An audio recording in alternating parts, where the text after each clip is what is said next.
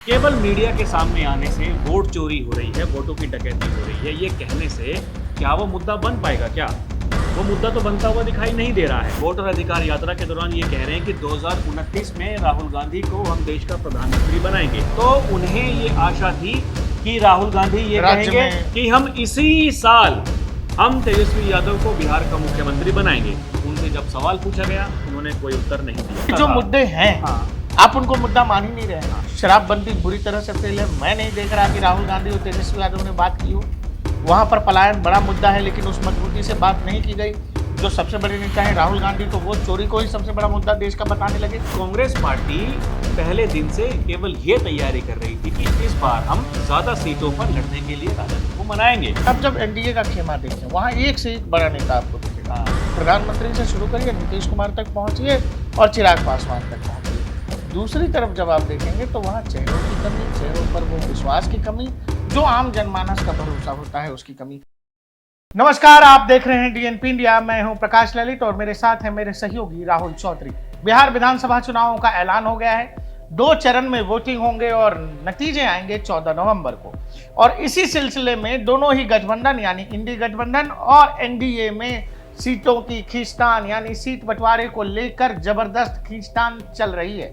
जहां तक एनडीए का सवाल है, लगभग सब कुछ सेटल होता दिख रहा है। चिराग पासवान मना लिए गए हैं। हालांकि पहले खबरें ये आ रही थी कि चिराग पासवान की पार्टी की तरफ से 40 सीटों की मांग की जा रही है, लेकिन अब जो कहानी आ रही है वो ये कि लगभग 103 सीटों पर जेडीयू, 102 सीटों पर बीजेपी, 40 सीट की मांग करने वाले चिराग पासवान को बीजेपी यानी एनडीए ने 25 सीट देकर मना लिया है। और वहीं कुशवाहा और मांझी की पार्टी को 6-6, 8-8 सीटें इस तरह से देकर के मैनेज करने की कोशिश है। दूसरी तरफ है इंडी गठबंधन यानी राजद की अगुवाई वाला गठबंधन, महागठबंधन। वहां पर कहानी फंसा दी है मुकेश साहनी ने, वीआईपी वाले जो कह रहे हैं कि ब्रेकिंग चलाओ। डिप्टी सीएम मुकेश साहनी और हम 40 सीट से कम पे मानेंगे नहीं। मुकेश साहनी ने जिस तरह से रुख अख्तियार कर रखा है, मुश्किल है राजद के लिए। दूसरी तरफ कांग्रेस भी है। राहुल जी, कांग्रेस का यह कहना है कि 70 से नीचे कहानी जाएगी नहीं। राजद ये चाहती है कि 50-55 पर किसी तरह से कांग्रेस को सेटल करें, मुकेश साहनी को 15 तक सेटल कर दें। वामपंथी मोर्चों की अगर बात करें, जो वाम खेमा है बिहार में, उसने 2020 में राहुल जी 19 सीटों पर लड़े थे वो, और उनको करीब 12 विधायक उनके बने थे। जबकि कांग्रेस 70 सीटों पर लड़ी थी, 19 विधायक बने थे। इस लिहाज से असेसमेंट करने की कोशिश है कि चूंकि आप ज्यादा सीटों पर लड़े और जीते नहीं, आपका स्ट्राइक रेट कम था, आप ज्यादातर हारे। जबकि दूसरी तरफ वाम मोर्चा है, तो हो सकता है उस खेमे में वाम मोर्चे की कुछ सीटें बढ़ेंगी। जबकि पिछली बार के मुताबिक कांग्रेस को राजद जो है उतनी सीट देने पर तैयार नहीं है, जबकि खुद राजद 140 से ज्यादा सीटों पर लड़ने की तैयारी कर रहा है। कुल मिलाकर बिहार में धीरे धीरे तस्वीरों जो है सीटों को लेकर, वो अगले कुछ घंटों या 1-2 दिन में साफ हो जाएगी। राहुल जी, प्रकाश भाई देखिए, अगर महागठबंधन की बात करें तो पिछली बार भी आरजेडी पार्टी ने ये माना था कि कांग्रेस को इतनी सीटें हम ना देते तो शायद हम सत्ता में आ जाते। लालू प्रसाद यादव, क्योंकि आप देखिए ना, 70 सीटों पे लड़े, 19 विधायक हुए। हाँ, और अब भी देखिए लालू यादव जो हैं वो लगातार ये कह रहे हैं कि उनको आप इतनी तवज्जो मत देना। कांग्रेस से कैसे डील करना है मेरा लंबे समय का अनुभव है, हम अपने हिसाब से कर लेंगे। उन्होंने साफ साफ कहा तेजस्वी यादव को कि आप अपने हिसाब से मत डील करना, उनको कैसे डील करना है वो मैं देख लूंगा।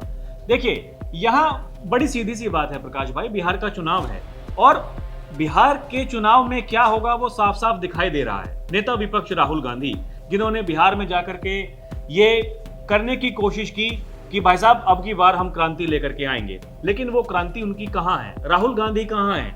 लोग सवाल ये पूछ रहे हैं कि बिहार में सीट शेयरिंग होनी है, बिहार के चुनावों का ऐलान हो चुका है, मुश्किल से 35 दिन बचे हैं। राहुल गांधी है ही नहीं, और राहुल गांधी नहीं है। इससे बड़ी विडंबना क्या हो सकती है? भाई साहब, महागठबंधन में सबसे बड़े नेता वही हैं। तेजस्वी यादव बिहार के नेता हैं, लेकिन राहुल गांधी को केवल बिहार में चुनाव थोड़ी पार्टी और एक और बात है राहुल जी, जैसे एनडीए में देखिए बताया गया कि चिराग पासवान 40 सीटों की मांग कर रहे हैं, नाराजगी है। वहां पर विनोद तावड़े, धर्मेंद्र प्रधान जैसे नेता बैठे हैं और बातचीत की है। कहा जा रहा है कि सेटल कर लिया गया है, चिराग मान गए हैं। दूसरी तरफ मुकेश सहनी है।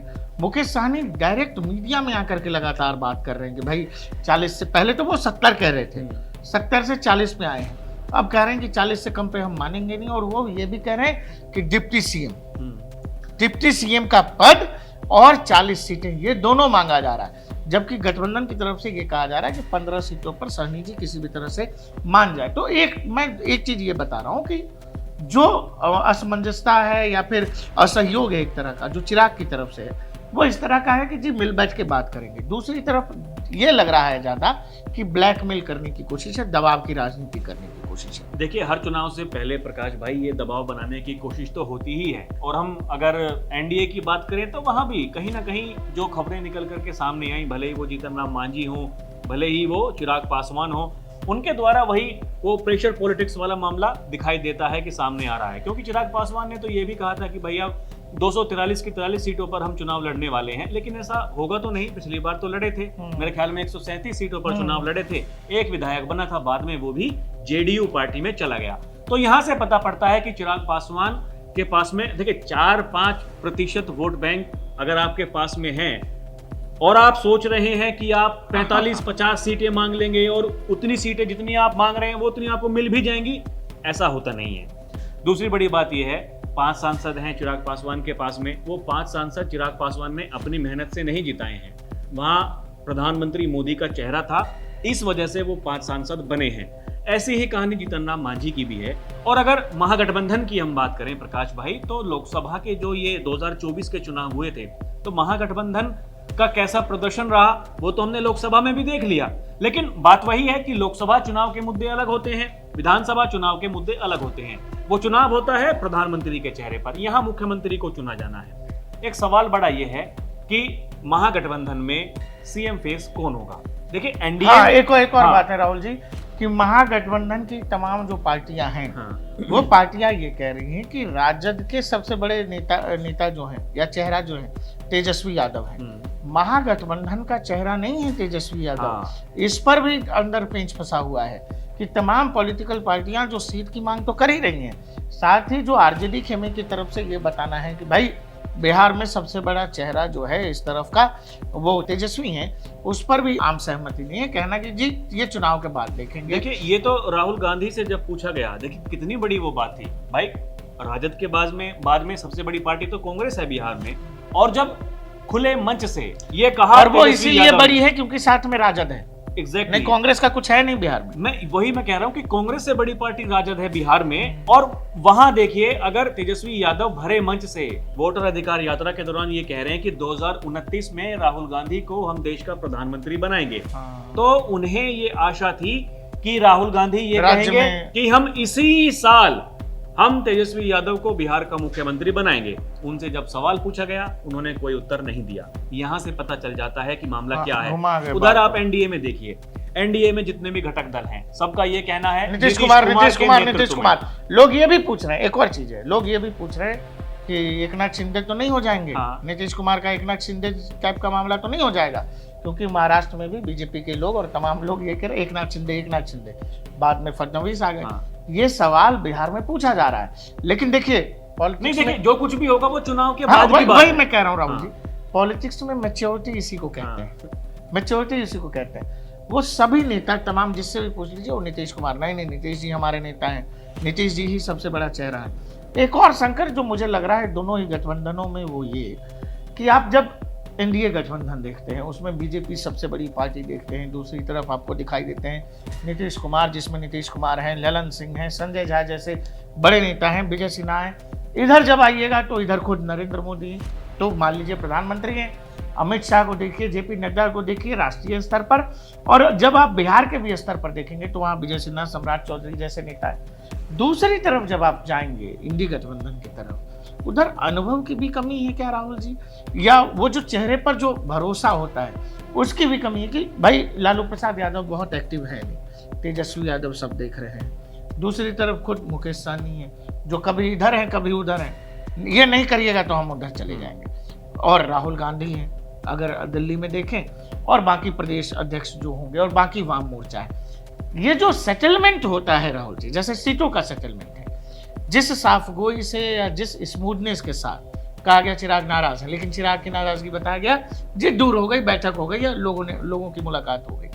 इस तरह का स्मूथनेस दूसरी तरफ शायद इस वजह से भी नहीं दिखाई देता है क्योंकि दूसरे खेमे में जब आप देखेंगे एक तो चेहरों की भी कमी है, दूसरा अनुभव की भी कमी है क्या राजनीति में, जो एक्सपीरियंस आता लालू प्रसाद यादव के साथ उस तरह की चीज की कमी है। देखिए प्रकाश भाई, एक तो सीधी सी बात यह है कि अनुभव की कमी तो हम इसलिए कहेंगे, चेहरों की कमी तो है ही है, लेकिन अनुभव की कमी इसलिए है भाई, नेता विपक्ष है राहुल गांधी, कांग्रेस जो विपक्ष की सबसे बड़ी पार्टी है, जहां कमजोर है भाई सीधी सी बात है, आप जो वहां उस राज्य में आपसे बड़ी पार्टी है आप उसको महत्व देंगे, लेकिन वो नेता है कहां, उनकी पार्टी के नेता है कहां। वोटर अधिकार यात्रा जो निकाली गई वो तो कांग्रेस की यात्रा थी, उसके बाद में तेजस्वी यादव तो बिहार अधिकार यात्रा निकालने के लिए गए ना, वो उन्होंने निकाली। इसका मतलब ये है कि कांग्रेस पार्टी पहले दिन से केवल ये तैयारी कर रही थी कि इस बार हम ज्यादा सीटों पर लड़ने के लिए राजद को मनाएंगे, और इसीलिए वो वहां पर, जी हाँ, वो भूमिका इसीलिए बनाई जा रही थी। लेकिन जो मुद्दा था वोट चोरी का, वोटों की डकैती का, अब देखिए जो ड्राफ्ट मतदाता सूची आई उसके बाद में फाइनल आ गई, बकायदा जो चुनाव आयोग है, मुख्य चुनाव आयुक्त हैं, उन्होंने ये कहा ये पारदर्शिता हमें लानी थी और जो हमारे अधिकारी हैं उन्होंने लाजवाब काम किया है। कोई कुछ क्यों नहीं बोल पा रहा है, केवल मीडिया के सामने आने से वोट चोरी हो रही है, वोटों की डकैती हो रही है, ये कहने से क्या वो मुद्दा बन पाएगा? क्या वो मुद्दा तो बनता हुआ दिखाई नहीं दे रहा है। और दूसरी बड़ी बात यह है जो बिहार के मुद्दे हैं, जो बिहार में असल में जिन मुद्दों पर बात होनी चाहिए वो मुद्दे कितने पकड़ रहे हैं, आप उनके बारे में कितनी बात कर रहे हैं, नेता कौन है जो बोल रहे हैं? तेजस्वी यादव के अलावा बताइए तो एक नेता कौन है? मैं कह रहा हूं कि आप जब एनडीए का खेमा देखें वहां एक से एक बड़ा नेता आपको दिखेगा। प्रधानमंत्री से शुरू करिए, नीतीश कुमार तक पहुंचिए और चिराग पासवान तक पहुंचिए। दूसरी तरफ जब आप देखेंगे तो वहां चेहरों की कमी, चेहरों पर वो विश्वास की कमी, जो आम जनमानस का भरोसा होता है उसकी कमी, ये साफ दिखाई दे रहा है। और यही बात जब आप सीट शेयरिंग और इस पर जब राजनीति में आते हैं तो भी दिखाई देता है कि जिस तरीके से एनडीए खेमे ने ये पूरा का पूरा सीट शेयरिंग हो या आपसी विवाद हो, सीटों को लेकर जो खींचतान हो, कि कुछ जरूरी सीटें जैसे लेकर विवाद बीजेपी और जेडीयू के बीच भी है कि भाई ये सीटें इस बार हम लड़ेंगे, ये वाली आप लड़िए, ये है खींचतान। लेकिन इसको जिस मैच्योरिटी के साथ असल फोरम पर ऑन टेबल रख के बात की जा रही है, वो चीज की कमी दूसरी तरफ दिखाई दे रही है कि मैक्सिमम लोग आकर के सीधे मीडिया में बयानबाजी कर रहे हैं और उनको लग रहा है कि इससे जो है पॉलिटिक्स बनाया जा सकता है तेजस्वी यादव पर। वो इसीलिए क्योंकि उनका अनुभव पुराना है, 2020 में कांग्रेस ने और बाकी सहयोगी दलों ने ऐसे ही तेजस्वी पर दबाव बनाया था पिछली बार। ठीक वैसा ही काम तो अब की बार भी करने की तैयारी है, लेकिन प्रकाश भाई वो वहां पर साफ दिखाई दे रहा है, जो वहां की जनता है, जिनसे जो एजेंसीज हैं, जो ओपिनियन पोल कर रही हैं, भाई उन्हीं लोगों से तो वो सवाल पूछ रहे हैं किसको आप चाहते हैं, किसकी सरकार बननी चाहिए। आईएनएस ने एक सर्वे किया था, उसमें कहा कि काफी सारे जो ओपिनियन पोल हैं वो सामने आए हैं, उसमें ये कह रहे हैं कि भाई साहब आराम से एनडीए की सरकार वहां पर बन रही है। और आपको याद होगा जब तक तो कोई चुनावी बिगुल बजा भी नहीं था, कहने का मतलब है कि जब एसआईआर की प्रक्रिया कहा चुनाव आयोग ने हम करेंगे, ये उससे पहले का सर्वे, वहां भी जो 2-3 सर्वे तब सामने आए थे वो भी कह रहे थे कि भाई एनडीए को बहुमत है। अब तब से लेकर के अब तक 5-6 महीने हो गए, 5-6 महीने में क्या बदला? कुछ नहीं बदला। वोटर अधिकार यात्रा आप निकाल चुके, बिहार अधिकार यात्रा आप निकाल चुके, लोगों के मन में कोई बदलाव नहीं क्या हुआ, जमीन पर क्या, धरातल पर क्या है, और वो भी आप जो भी कर रहे थे चुनाव से ऐन पहले 1 करोड़ लोगों के खाते में, महिलाओं के खाते में महिला रोजगार योजना के तहत 10-10 हजार रुपया चला गया। आपको ये लग रहा है कि, मुझे तो ये लग रहा है कि विपक्ष के पास बिहार में मुद्दा ही नहीं है। क्या मुद्दों पर, किन मुद्दों पर जाकर के बात करेंगे? मुद्दा बन सकता था, क्योंकि जो मुद्दे हैं आप उनको मुद्दा मान ही नहीं रहे हैं। शराबबंदी बुरी तरह से फेल है। मैं नहीं देख रहा कि राहुल गांधी और तेजस्वी यादव ने बात की हो। वहां पर पलायन बड़ा मुद्दा है, लेकिन उस मजबूती से बात नहीं की गई। जो सबसे बड़े नेता हैं राहुल गांधी, तो वोट चोरी को ही सबसे बड़ा मुद्दा देश का बताने लगे। और इन सब से आगे निकल करके देश के प्रधानमंत्री और मुख्यमंत्री ने कहा कि जी हम पलायन रोकना चाहते हैं और राज्य में लोगों को स्वरोजगार देना चाहते हैं। इतने करोड़ लोगों के खाते में 10-10 हजार रुपए चले गए। इसके बाद तो मुझे लग रहा है कि हाथ में कुछ है ही नहीं। विपक्ष इसको काटेगा कैसे इस नरेटिव? अब देखिए सबसे बड़ा मुद्दा प्रकाश भाई, वो गरीबी, बेरोजगारी, महंगाई, वो पलायन से जुड़ता है, क्योंकि पलायन का मुद्दा है, इसीलिए वहां पर बेरोजगारी है, इसीलिए लोग अपने घरों को छोड़ने के लिए तैयार हैं। लेकिन अब ये जो मुख्यमंत्री रोजगार योजना, उसके तहत जो वहां पर लाभार्थी हैं जिनके अकाउंट में डायरेक्ट पैसे आए हैं, उनको पैसा मिल चुका है। हाँ, चला गया राहुल जी। अब कोई कहेगा कि हम देंगे, कोई कहेगा कि हम देंगे चुनाव जीतने के बाद में। अभी देखिए जो अपने अपने जारी करेंगे घोषणा पत्र, उसमें पता लगेगा कि भाई यहाँ कौन क्या बांटने वाला है और किसके मन में क्या है, कौन किसकी नीति कैसी रहेगी आगे बिहार को लेकर के जाने की। लेकिन ये जो कदम है ये अपने आप में दर्शाता है कि चुनाव में आपने एक एडवांटेज हासिल कर लिया। और ये इसलिए हम कह रहे हैं क्योंकि आप देखिए बीजेपी या फिर जो एनडीए के घटक दल हैं उनके पास में दिखाने के लिए है कि हम भाई 20 साल में से 15 साल साथ में रहे होंगे, हमने बिहार को ये करके दिखाया है। हाँ, ये मुद्दे हैं जहां पर अभी हमें कुछ करने की जरूरत है, काम करने की जरूरत है, उन पर हम काम करेंगे। लेकिन यहाँ तो हमने काम किया है। और सबसे बड़ी तुलना हो जाती है वो जंगल राज से। यहाँ लोग कहेंगे कि देखिए, और अभी तो राहुल जी कैंपेन शुरू ही नहीं हुआ। हाँ, यहाँ भी प्रकाश भाई देखिए ना, अभी आप लोग कहेंगे कि पटना में, बड़े बड़े शहरों में जो व्यापारी हैं उनको दिन दहाड़े गोली मारती जा रही है। तो देखिए ये आपसी रंजिश है और ये चुनाव से पहले माहौल खराब करने के लिए बहुत सारे राज्यों में हम देखते हैं कि वहां पर, क्योंकि नीतीश कुमार कानून व्यवस्था पर उस हिसाब से तो काम नहीं कर पाए जितनी लोगों को उनसे उम्मीदें थीं। अब देखिए लोग बहुत सारे बदलाव के बारे में सोच रहे हैं, क्या पता चुनाव के बाद में नीतीश कुमार मुख्यमंत्री बने ना बने, लेकिन नीतीश कुमार को यह तो पता है कि एनडीए के साथ में रहेंगे तो कुछ ना कुछ बेहतर मिल जाएगा। हो सकता है कि बीजेपी अपने कोटे से किसी को मुख्यमंत्री बना दे, और हो सकता है कि जेडीयू के कोटे से जो बड़े नेता हैं उसमें ललन सिंह हो सकते हैं, कोई और हो सकते हैं, उनको डिप्यूटी सीएम बना दिया जाए। ये बीजेपी तय करेगी। जो बड़ी पार्टी होगी, आप देख लेना चुनाव के बाद ऐसा लगता है उसी का मुख्यमंत्री बनेगा। लेकिन फिलहाल महागठबंधन के पास में क्या है? महागठबंधन के पास में केवल सरकार की आलोचना करने के अलावा कुछ भी नहीं है। और बात जहां सीट शेयरिंग की है, तो अगर तनाव एनडीए में देखा जा रहा है तो महागठबंधन में भी तनाव कम नहीं है और वहां कोई गारंटी है नहीं चुनाव जीतेंगे नहीं जीतेंगे, या फिर जीत भी गए तो केंद्र में तो बीजेपी है। और इस बार हारे तो लगातार 25 साल तक विपक्ष में रहना पड़ेगा फिर, और किसी भी विपक्ष के लिए ये बहुत बड़ा टेन्योर होता है। आरजेडी के लिए तो करो और मरो का सवाल है। देखिए बिहार चुनाव ऐसा है प्रकाश भाई, और इसी बाबत जो मुख्य चुनाव आयुक्त हैं ज्ञानेश कुमार, उन्होंने भी बात की थी। उन्होंने कहा था ये टर्निंग पॉइंट है, चुनावों का चुनाव है बिहार चुनाव। इसका मतलब क्या है? यानी बिहार से एसआईआर की शुरुआत हुई है, इसके बाद में बंगाल, तमिलनाडु, असम। बंगाल में चुनाव मार्च में, देखिए जहां जहां चुनाव होंगे, और फिर उत्तर प्रदेश, यहां से एक नींव आपकी तैयार हो जाएगी। और 2029 के लोकसभा चुनाव के लिए आपको पता चल जाएगा कि भाई क्या है क्या नहीं है। क्योंकि अभी तक हमने देखा जहां जहां विधानसभा के चुनाव हुए लोकसभा के बाद में, जहां बीजेपी जीती, जहां हारी भी, किसी मुद्दे पर बात हुई तो वो मुद्दा चल गया, वहां बीजेपी जीत गई। किसी मुद्दे पर बात नहीं बनी, बीजेपी हार गई। लेकिन बिहार चुनाव ऐसा है जहां 20 साल से मुख्यमंत्री नीतीश कुमार हैं, और ये सबसे बड़ा मौका है विपक्षी पार्टियों के लिए। अगर अब की बार बिहार में सत्ता में नहीं आए तो यहां से एक बहुत बड़ा मैसेज जाएगा पूरे देश में, और फिर एक नैरेटिव सेट हो जाएगा कि भाई नहीं, विकास के साथ में जुड़ना है। इसका मतलब, क्योंकि 2047 की बात हो रही है प्रकाश भाई, बात बहुत आगे तक की हो रही है, ये वर्तमान की बात नहीं है। ये चुनाव आएंगे भविष्य की बात है, भविष्य की बात है। 2047 में किसको, आपको भूतकाल पे नहीं बात करना है। हाँ? आपको वर्तमान में बात करना है, तो वर्तमान पे भी आप बात करिए और भविष्य भी देखिए। अब भविष्य भी देखिए। भविष्य में तो वो कह रहे हैं कि भाई साहब, और ये गृह मंत्री अमित शाह ये कह चुके हैं कि 20-25 साल तक जहां हो अभी वहीं रहोगे। क्योंकि तो फिर इस तरह के लोगों का क्या, वहीं रहे तो भाई क्या करेंगे? और ये तो बताइए, सवाल तो यही खड़ा होता है ना कि आप दिखा क्या रहे हैं, आप कह क्या रहे हैं, आप क्या करेंगे? आप सत्ता में आ गए तो आप क्या देंगे? क्या है आपके पास, क्या देंगे? विजन बताइए। हाँ, जनता को क्या देंगे? तो मोदी जी चोर हैं, वोट चोरी कर लेते हैं। बस यही मुद्दा बनाने की कोशिश की गई, लेकिन ये मुद्दा बिहार में है। कुल मिलाकर विधानसभा चुनावों का जो ऐलान हुआ, 2 चरण में चुनाव होने हैं। जो एनडीए खेमा है, उधर सीट सेटलमेंट, सीट शेयरिंग का मामला लगभग फाइनल होता दिख रहा है। 1-2 दिन में इसकी घोषणा हो जाएगी। महागठबंधन में जो है उधर काफी उहापोह की स्थिति है। राहुल गांधी देख नहीं रहे हैं पिक्चर में।